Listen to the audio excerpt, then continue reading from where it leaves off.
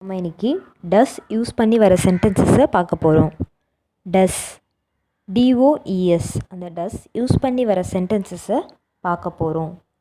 Does he bring the files? Does he bring the files?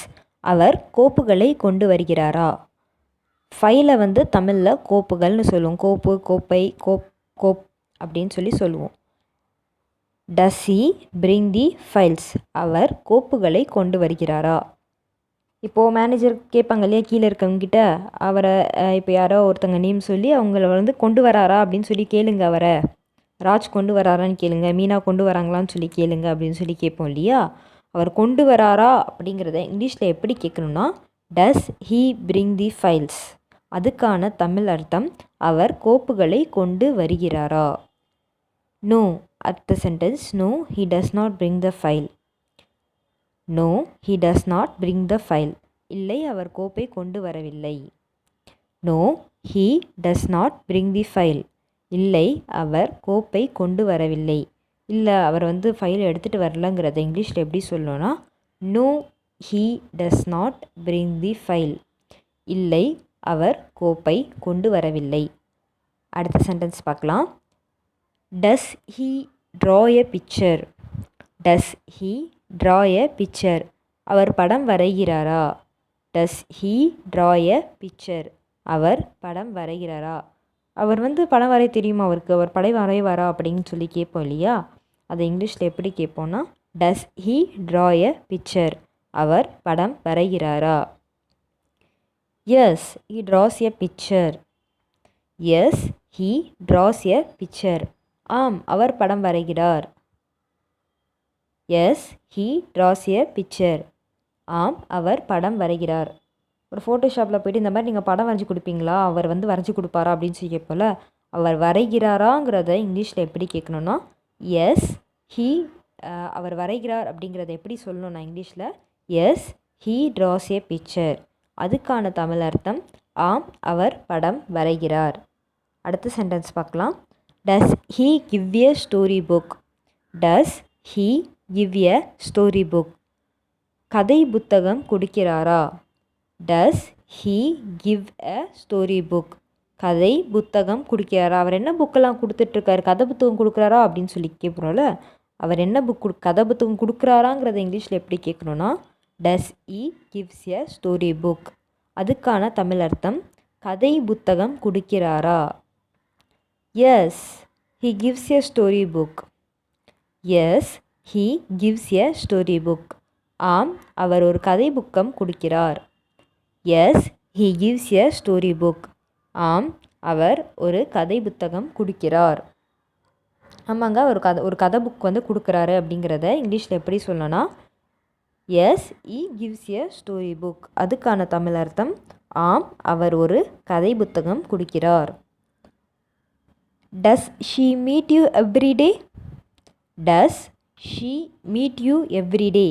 அவள் உன்னை தினமும் சந்திப்பாளா? Does she meet you everyday?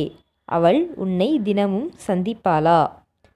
உன் ஃப்ரெண்டு அந்த பொண்ணு சொன்னியே, அந்த பொண்ணு டெய்லி உன்னை சந்திப்பாளா அப்படிங்கிறத இங்கிலீஷில் எப்படி கேட்போன்னா does she meet you everyday?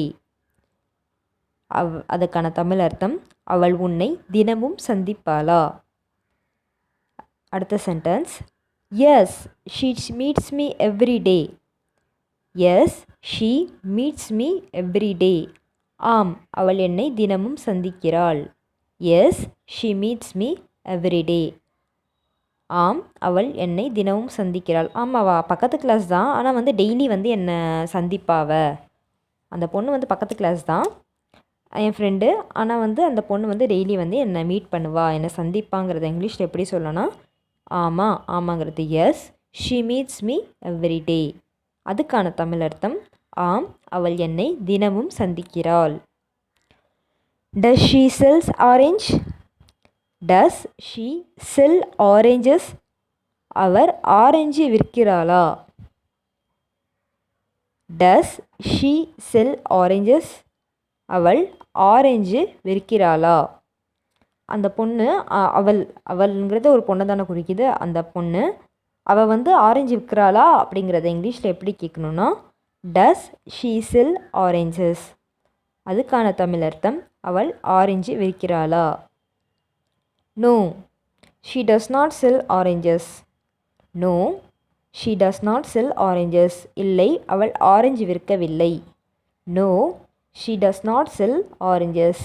இல்லை, அவள் ஆரஞ்சு விற்கவில்லை. இல்லை, அவங்க ஆரஞ்சு விற்கலைங்க, ஆப்பிளும் மாதுளையும் தான் விற்கிறாங்க. இல்லை, அவங்க ஆரஞ்சு விற்கலைங்கிறத இங்கிலீஷில் எப்படி சொல்லணும்னா no she does not sell oranges. இல்லை, அவள் ஆரஞ்சு விற்கவில்லை. அடுத்த சென்டென்ஸ் பார்க்கலாம். Does she speak in English fluently? Does she speak in English fluently? அவள் சரளமாக ஆங்கிலத்தில் பேசுவாள். Does she speak in English fluently?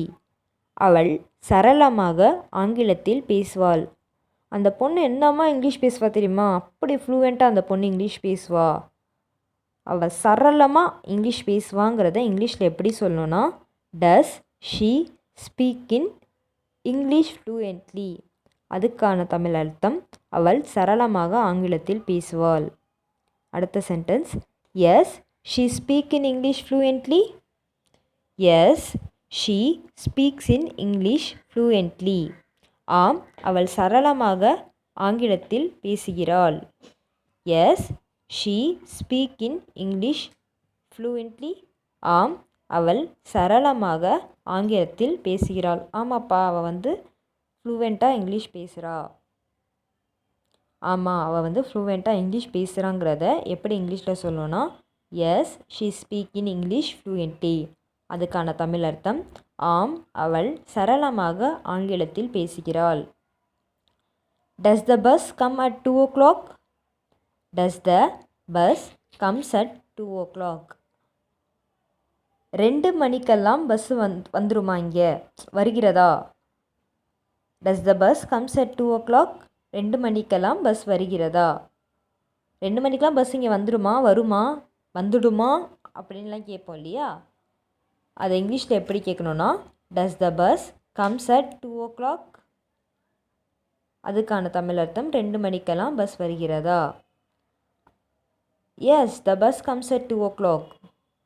S the bus comes at 2 o'clock. ஆம், 2 மணிக்கு பேருந்து வரும். Yes the bus comes at 2 o'clock. ஆம், 2 மணிக்கு பேருந்து வரும். ஆமாப்பா, 2 மணிக்கு கரெக்டாக பஸ் இங்கே வந்துடும் அப்படின்னு சொல்லுவோம் இல்லையா? 2 மணிக்கு வெயிட் பண்ணுங்கள், 2 மணிக்கு கண்டிப்பாக பஸ் வந்துடும் அப்படின்னு சொல்லுவோம் இல்லையா?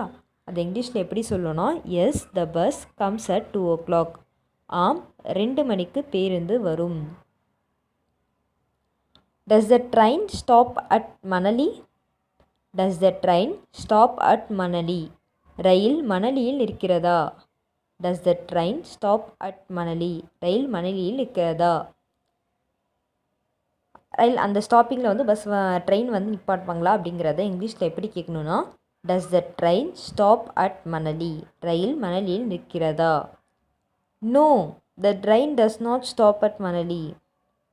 No the train does not stop at Manali? இல்லை, ரயில் மணலியில் நிற்காது. No the train does not stop at Manali? இல்லை, ரயில் மணலியில் நிற்காது. இல்லைப்பா, ரயில் அந்த ஸ்டாப்பிங்கில் மணலி ஸ்டாப்பிங்கில் நிற்காதுப்பா. அந்த ஸ்டாப்பிங்கில் நிற்காது, அதுக்கு அடுத்த ஸ்டாப்பிங்கில் தான் நிற்கும். மணலியில் நிற்காதுங்கிறத எப்படி சொல்லணும்னா இங்கிலீஷில் no the train does not stop at the Manali? அதுக்கான தமிழ் அர்த்தம் இல்லை, ரயில் மணலியில் நிற்காது. டஸ் அரசு லேர்ன் ஹிந்தி ரெகுலர்லி? டஸ் அரசு லேர்ன் ஹிந்தி ரெகுலர்லி? அரசு தொடர்ந்து ஹிந்தி கற்றுக்கொள்கிறாரா? அரசுங்கிறது ஒருத்தரோட பேர். டஸ் அரசு லேர்ன் ஹிந்தி ரெகுலர்லி? அரசு தொடர்ந்து ஹிந்தி கற்றுக்கொள்கிறாரா? அரசுங்கிறவர் டெய்லி கண்டினியூஸாக ஹிந்தி கற்றுக்கிறாராங்கிறத இங்கிலீஷில் எப்படி கேட்கணுன்னா டஸ் அரசு லேர்ன் ஹிந்தி ரெகுலர்லி? அதுக்கான தமிழ் அர்த்தம் அரசு தொடர்ந்து ஹிந்தி கற்றுக்கொள்கிறாரா? அடுத்த சென்டென்ஸ். எஸ் அரசு லேர்ன் ஹிந்தி ரெகுலர்லி? எஸ் அரசு லேர்ன் ஹிந்தி ரெகுலர்லி? ஆம், அரசு இந்தியை தவறாமல் கற்றுக்கொள்கிறார். எஸ் அரசு லேர்ன் ஹிந்தி ரெகுலர்லி? ஆம், அரசு இந்தியை தவறாமல் கற்றுக்கொள்கிறார். ஆமாப்பா, அவர் டெய்லி வந்து கரெக்டாக கற்றுக்கிட்டு போயிடுறாரு ஹிந்தியை, கரெக்டாக கற்றுக்கிறாரு அப்படிங்கிறத இங்கிலீஷில் எப்படி சொல்லணும்னா, எஸ் அரசு லேர்ன் ஹிந்தி ரெகுலர்லி. அதுக்கான தமிழ் அர்த்தம், ஆம் அரசு இந்தியை தவறாமல் கற்றுக்கொள்கிறார். வீடியோ பிடிச்சிருந்தா சப்ஸ்கிரைப் பண்ணுங்கள், லைக் பண்ணுங்கள், ஷேர் பண்ணுங்கள், கமெண்ட் பண்ணுங்கள். ஃப்ரெண்ட்ஸ் ஃபேமிலி மெம்பர்ஸ் கூட பேசி பாருங்கள். நீங்கள் எவ்வளோக்கு எவ்வளோ இங்கிலீஷ் பேசுகிறீங்களோ அப்போ தான் உங்களுக்கு ஈஸியாக வரும்.